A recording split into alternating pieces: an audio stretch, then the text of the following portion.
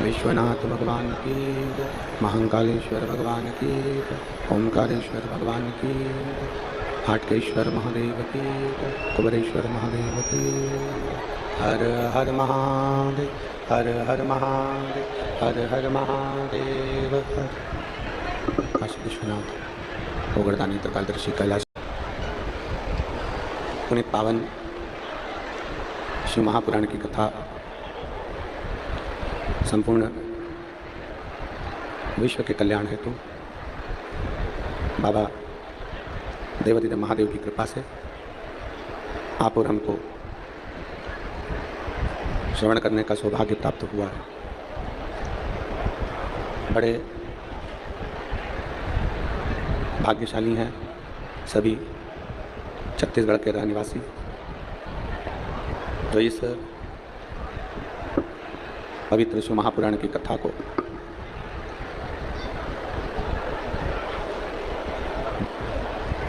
भगवान हाटकेश्वर महादेव की साक्षी में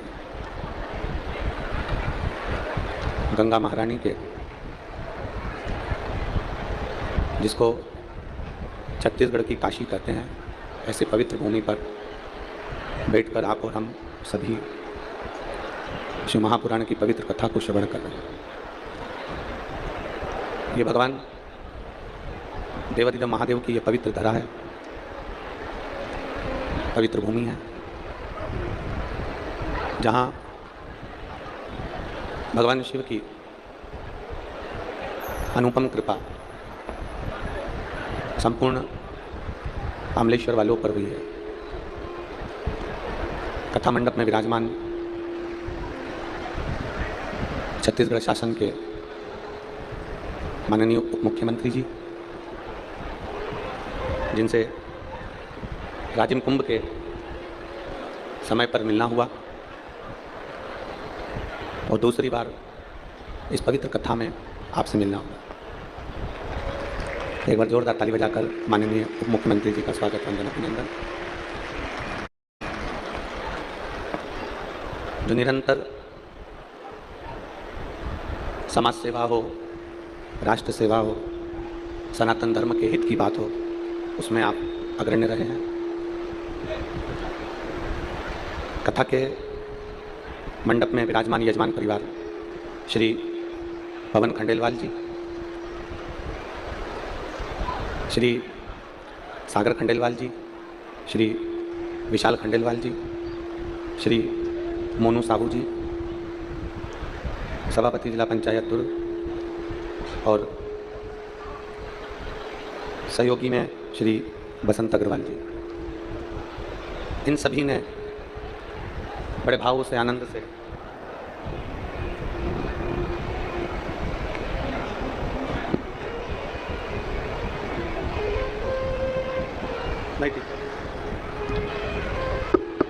भाव से, आनंद से पवित्र शिव महापुराण की कथा का यजमान पद ग्रहण किया है। एक बार सभी यजमान परिवार को जोरदार ताली बजाकर स्वागत वंदन अभिनंदन। श्री बसंत जी अग्रवाल जो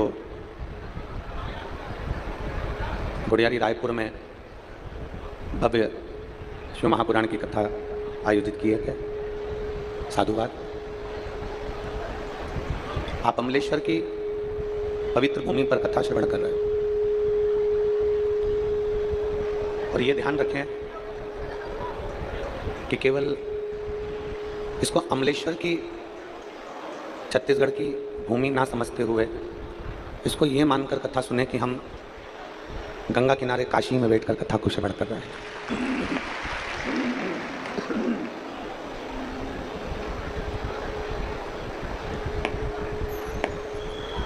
खारू गंगा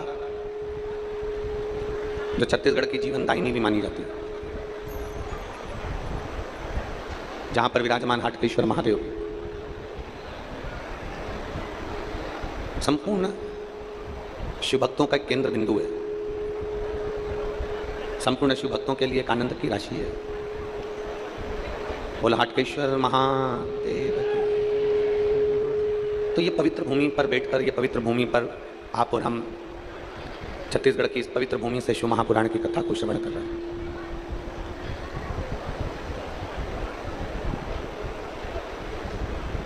इतनी तपती हुई ज्येष्ठ का महीना, कहते हैं जो ज्येष्ठ का जो महीना होता है, इसकी जो गर्मी होती है, इतना प्रबल तपन होती है कि हिरण भी काला पड़ जाता है। और ऐसी ज्येष्ठ की गर्मी में आप ये लाखों की संख्या में यहाँ पहुँचकर कथा श्रवण कर रहे हैं। ये शिव की उदारता, ये भगवान शंकर की करुणा है, ये उनकी उदारता। और शंभु शरने पड़ी मांगू घड़ी रे घड़ी, दुख काटो दया करी दर्शन। ओ शंभु शरने पड़ी मांगू घड़ी रे घड़ी, दुख काटो दया करी दर्शन। बिना शिव की कृपा के एक कदम भी आप और हम चल नहीं सकते, बिना शिव की कृपा के एक अंश भी हम आगे बढ़ नहीं सकते। इस कथा का जो नाम दिया है वो समर्पण शिव महापुराण।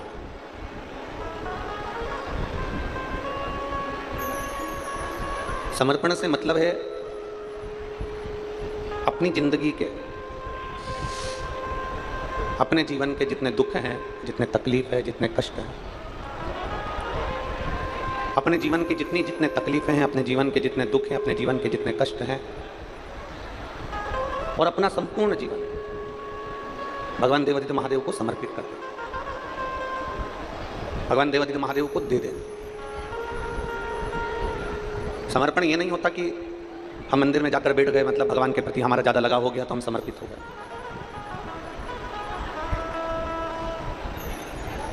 हम किसी तीर्थ में जाकर बैठ गए तो हम वहां जाने पर ऐसा लगा कि हम तीर्थ के प्रति समर्पित हो गए। अपने जीवन का सारा भार, अपने जीवन का जितना दुख है, जितनी तकलीफें हैं, जितना कष्ट है, जितना तकलीफें हैं, इन सबको हमने परमात्मा के चरणों में ले जाकर छोड़ दिया। हमारे जीवन का जितना दुख, जितनी तकलीफ, जितना कष्ट जो भी है, हम उसको परमात्मा के चरणों में ले जाकर छोड़ दें, हम भगवान के चरणों में ले जाकर रख दें, तो समझ लेना कि हमारी जिंदगी का समर्पण हो गया। हमने अपनी सारी जिम्मेदारी बाबा भोलेनाथ जी पर छोड़ दी। अपनी संपूर्ण जिम्मेदारी, थोड़ा नीचे कर, अपनी संपूर्ण जिम्मेदारी देवादित्य महादेव पर छोड़, संपूर्ण जिम्मेदारी।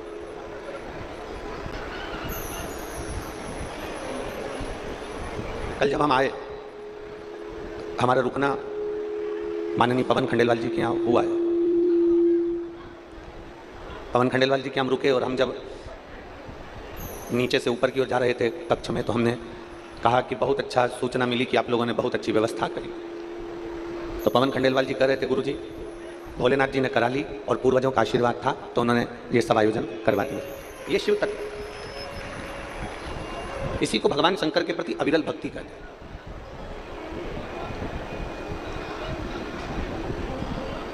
कल गाड़ी में बैठकर आ रहे थे तो सभी लोग बता रहे थे कि बहुत अच्छे से व्यवस्था करी गई है, पंडाल लगाए गए हैं, पीने के पानी की व्यवस्था करी गई है और फुहारे लगाए गए हैं जिससे गर्मी का टेम्परेचर थोड़ा सा कम हो पंडाल के अंदर। ऐसी व्यवस्था करी गई। और ये बिना शिव कृपा के कुछ नहीं हो सकता, बिना शंकर जी की कृपा के कुछ नहीं हो सकता।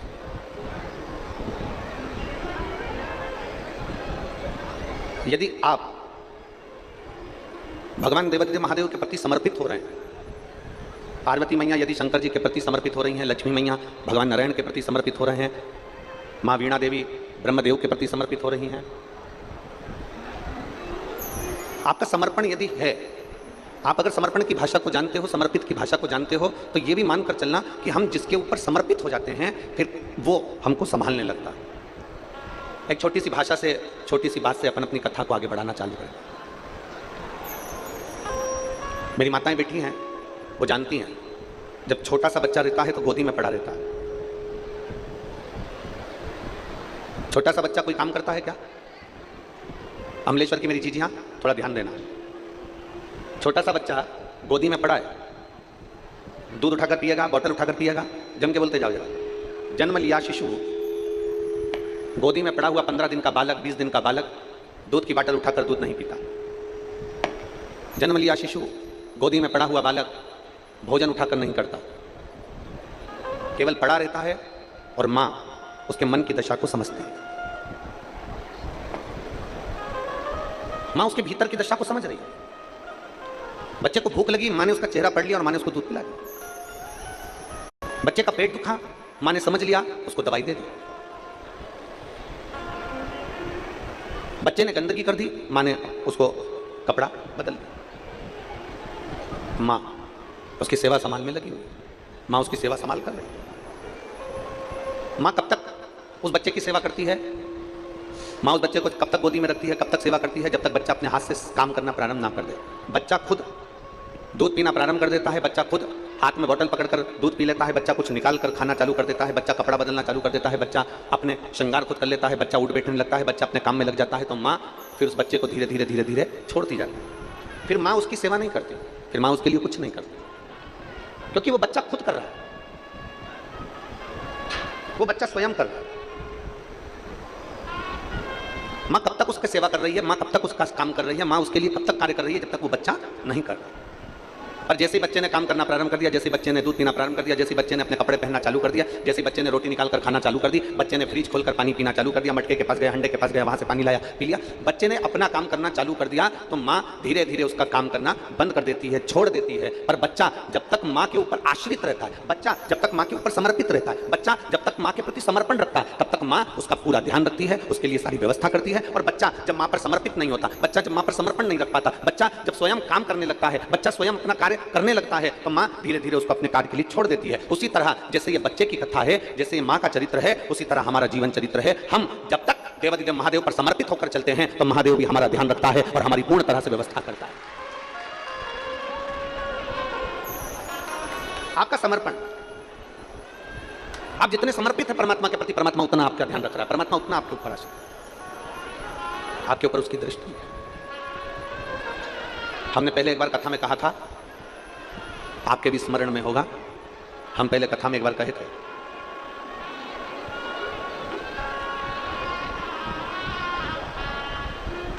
हम पहले कथा में आपको कहे कि चोर की नजर आपके धन पर होगी, चेन पर होगी, मंगलसूत्र पर होगी।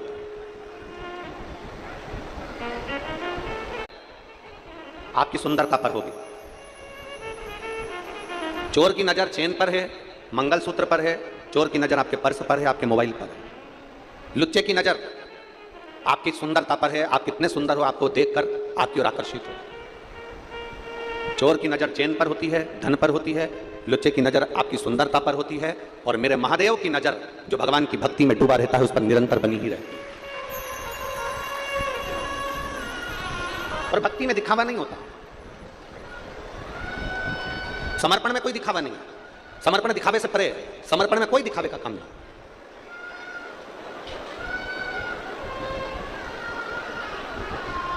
चार पांच फूल लेकर आप मंदिर के अंदर गए, और थोड़े से फूल लेकर आप जब मंदिर के अंदर पहुंचे और मंदिर में जाकर आप फूल लेकर पहुंचे हो और 4 लोगों को अगर दिखाकर वो फूल समर्पित कर रहे हो तो भगवान वो फूल स्वीकार नहीं करता। आपका वो समर्पण श्रेष्ठ नहीं है। आपने अगर दिखावा कर कुछ कार्य किया है तो उसमें श्रेष्ठता नहीं है। आप किसी को बताकर अगर कुछ दे रहे हो तो उसमें श्रेष्ठता नहीं। आप किसी को जताकर अगर भोजन करा रहे हो तो उसमें श्रेष्ठता नहीं। शिव महापुराण की समर्पण, शिव महापुराण की कथा कहती है कि आप किसी से मत कहो, अपने हृदय से, अपने चित्त से, अपने मन से, केवल समर्पण भाव से, समर्पित भाव से, अपने को हृदय से, समर्पण भाव से हमें केवल प्रदान करना, केवल। और तेरा ही दिया मैंने खाया पिया है, तेरा शुक्रिया, तेरा शुक्रिया, मुझे मेरे बाबा ने बहुत दे दिया, तेरा शुक्रिया, तेरा शुक्रिया। जितना हो सकता है समर्पण भाव में कार्य करें।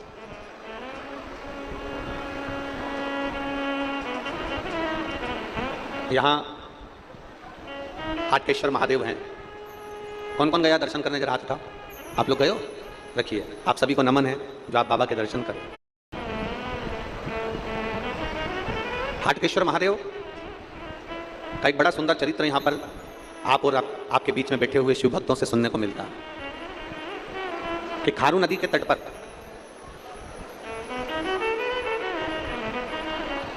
वन को जाते समय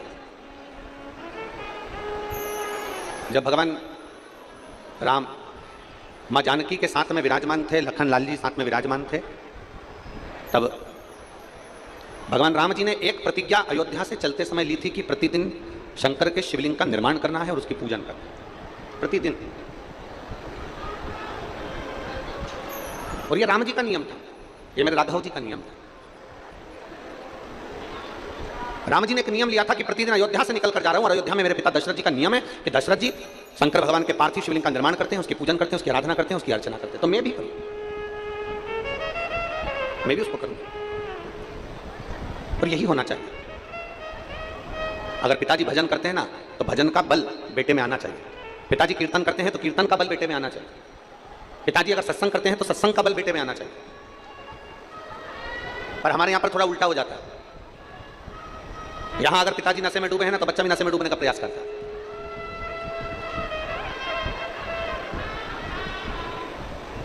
और मैं छत्तीसगढ़ सरकार को, छत्तीसगढ़ की पुलिस प्रशासन को, छत्तीसगढ़ की पुलिस प्रशासन को धन्यवाद देता हूं कि कहीं पर कोई प्रदेश की पुलिस एक नियम संचालित नहीं करती, पर छत्तीसगढ़ की पुलिस ने एक नियम संचालित कर रखा है, नशा मुक्ति के लिए बहुत जागरूकता कर रखी है छत्तीसगढ़ पुलिस। नशा मुक्त करने के लिए छत्तीसगढ़ पुलिस कहीं ना कहीं अपनी अपनी जागरूकता अभियान चलाती रहती है और बहुत साधुवाद है उसको, बहुत साधु, धन्यवाद।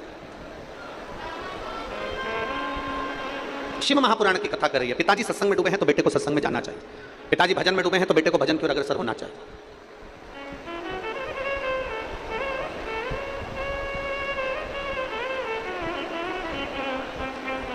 एक निवेदन है आप लोगों से, अगर आप लोग स्वीकार करें तो बहुत अच्छी बात है। कमलेश्वर के सभी शिव भक्तों से निवेदन है, अपने साथ में पानी की 2-2 बाटल लाए हो कि नहीं लाए हो? जम के बोलो जरा, लाए हो? तो आपके पास में अगर कोई पानी बांटने आ रहा है तो उनसे कहिए, ये धूप में जो पब्लिक खड़ी हुई है पंडाल के बाहर, आप पानी अंदर देने की जगह उनको दीजिए। बोल सकते हो? जम के बोलो जरा। 7 दिन की कथा है। यजमान परिवार कथा करा रहा है। श्री पवन जी खंडेलवाल हुए, सागर खंडेलवाल हुए, विशाल खंडेलवाल हुए, श्री मोनू साहू जी हुए, ये सब मिलकर कथा करा रहे हैं। इसलिए करा रहे हैं कि आप कथा को ग्रहण करो। एक 10 रुपए की बोतल के चक्कर में, 5 रुपए की बोतल के चक्कर में आपकी जिंदगी भर की पूंजी मत छोड़ देना। ये शिवपुराण तुम्हारे हाथ से ना निकले। जो धूप में खड़े हैं टेंट के अंदर, कपड़े के टेंट में, यहाँ तो फिर भी आपके पास में ये फाउंटेन चल रहे हैं और छाया बनी हुई है। जो धूप में बैठे हैं ट्रालियों के ऊपर, बसों के ऊपर, गाड़ियों के ऊपर, जो टेंट के अंदर बैठे हैं, आप उनसे कहिए वो लोगों को पानी दीजिए, क्योंकि उनको पानी की जरूरत पड़ेगी, क्योंकि धूप की तपन एकदम तेज पड़ रही है।